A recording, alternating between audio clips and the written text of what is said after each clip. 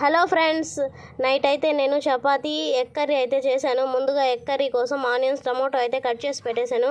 ఇంకా చపాతీ కోసం పిండి అయితే కలిపి పెట్టేసి ఈ విధంగా లేయర్స్ అయితే వేసి పెట్టుకుంటా ఉన్నాను. ముందుగా నేను చూడండి ఈ విధంగా అయితే వేసి పెట్టుకుంటాను. చపాతీలా చేసి ఇంకా ఆయిల్ రాసుకుంటూ ఈ విధంగా అయితే లేయర్స్ వేసుకుంటాను. చాలా బాగుంటుంది ఫ్రెండ్స్, తినేటప్పుడు లేయర్స్లా చపాతీ వస్తే నాకైతే చాలా ఇష్టం. మీరు ఎలా చేస్తారో చపాతీ కామెంట్ చేసేయండి. నేనైతే ఈ విధంగా చేస్తాను. నచ్చితే ఒక లైక్ అయితే చేసేయండి ఫ్రెండ్స్.